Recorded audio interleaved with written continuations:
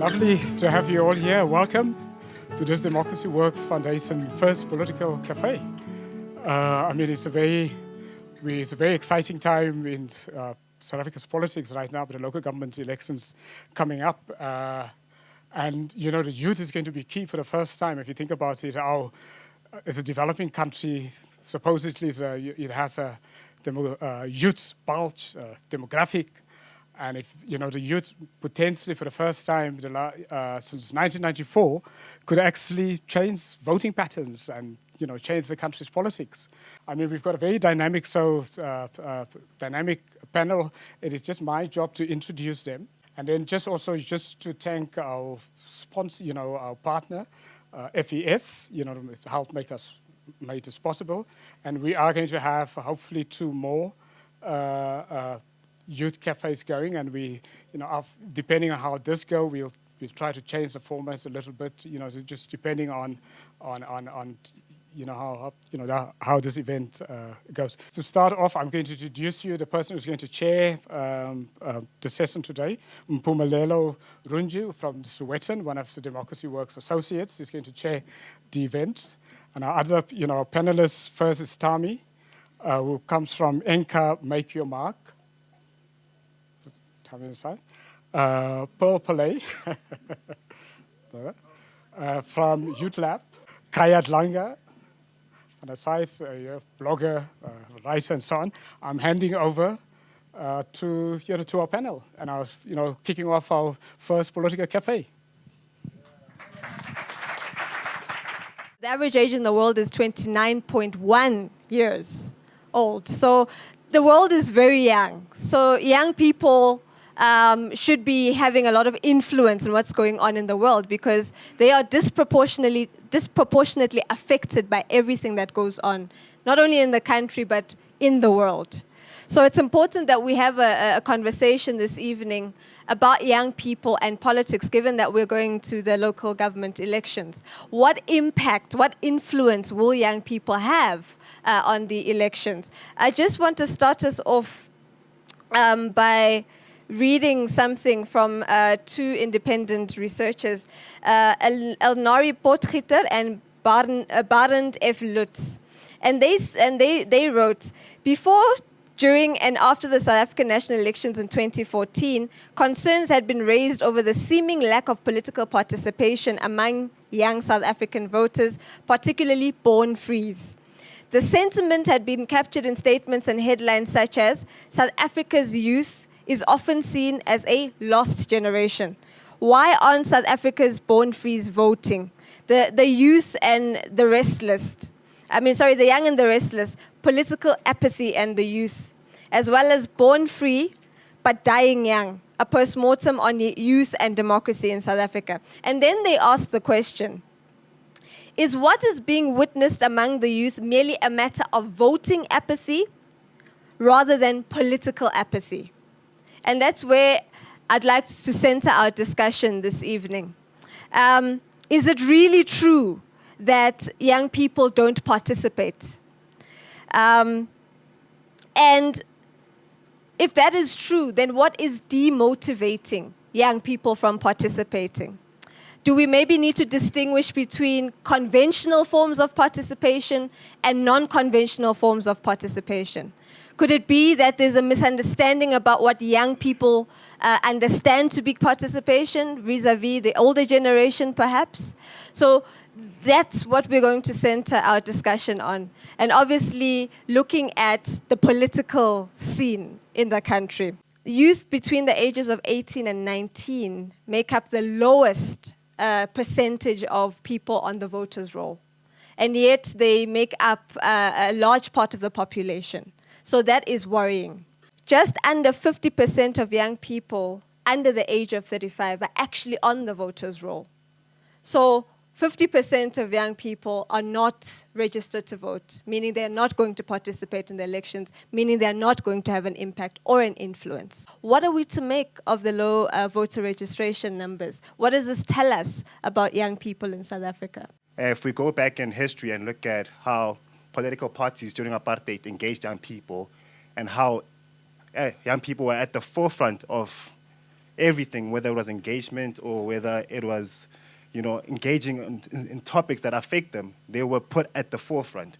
And we look at 76, we had, your Tsietsi, who was also at the forefront. We look at the state of emergency in 1986, and it's also young people who were put at the forefront.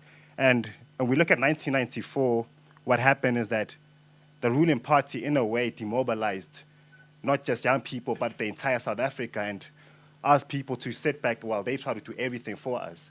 So for me, it speaks to the fact that the ruling party might be the reason why we're having so-called youth apathy or low turnout engagement, because they've taken the platform away from young people to engage.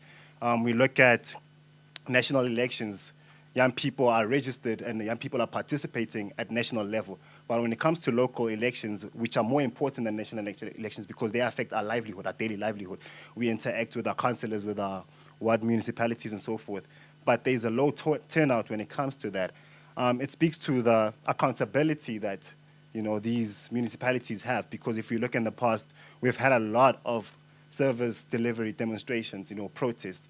And the question is, what are we doing as society to ensure that young people are informed about, the different political parties, the different options they have at their services? I mean, at the age of 18, and you're expected to make a critical decision as who do you want to lead you. That's a very important decision, and it requires you to make an informed decision. Are we educating young people enough? Are political parties speaking the language young people can understand at that level? If we're going to speak about a manifesto, how do you break it down to a young person who just came out of high school? How do you break down your vision for them, and how do you make it relatable for them? So for me, the issue at hand is not just young people, but the political landscape at its entirety. For me, I really think that lack of participation is actually participation. It is a very clear statement that is being made by young people that you are not relating to me, nor are you talking about my problems. Therefore, why should I be involved? If you cross over to the United States, how Barack Obama was able to excite really young people was it had a lot to do with the kind, I think, of person who he was and the kind of statements that he made in order to be able to connect, to young people. And I think there is such a disconnect between, the older generation and the younger generation. And I think we also know in our according to our culture and customs, how you're supposed to be very respectful, towards older people and all of those things. So you can't question them too much. And I think that there is a great excitement that has actually been brought about by people like EFF who have kind of challenged, those ideas that, if you're older, you should not be challenged. And they're just going in there and challenging people in ways that we feel that they should have been challenged, I think, for a long time. And that's why people are responding, to people like, the EFF and Julius Malemas, because one, they're young, two, they're dynamic, and thirdly, young people are meant to challenge issues, and they're meant to, even if they are wrong, I think they are meant to say things that make people uncomfortable and the country uncomfortable in order for it to get better. And right now, and when you're looking at the gatekeeping of the ruling party, for example, there's such massive gatekeeping of the NEC, everything has been said internally. So people, they feel like, how can I become part of a political process where I have to go and join a branch? And, if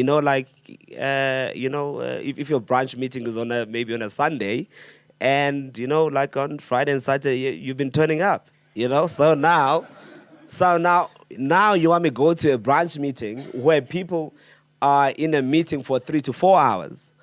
I'm not interested. I think on the one hand, we've got a very serious voter education problem.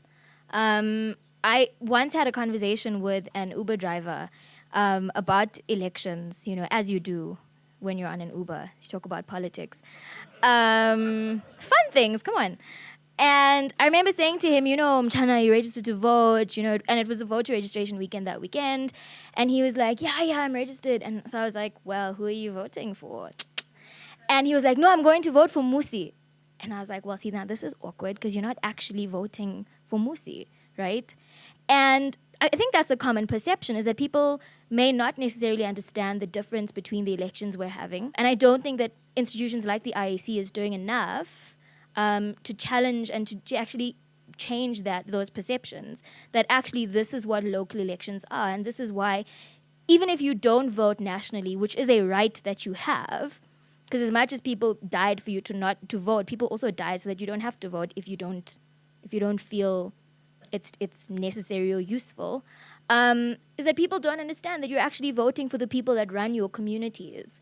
And I think I'm glad you brought up changing what we mean by participation, because I think participation transcends voting. And if you look in communities, young people are actually quite active. And they may not be at a branch meeting, and they may not be, in a party and turning up for a vote, but they actually are very engaged in what their communities are doing, but may not necessarily understand that this is the job of my ward councillor. I saw a thing on Facebook with someone from my community. I'm from Chatsworth in Durban. And someone actually said, no, but do we have a ward councillor? I don't think there's one for our area. And I was like, oh, no, see, it's not like optional, it's not like government's like, I think they're fine. We don't need to put one there. We'll just send 2 to the other side. And, but that's the thing is it's very little things, because you think, everyone knows about ward councillors, but people don't. So I'm not going to turn up to register or turn up to vote if I don't even know what it is, what my vote means.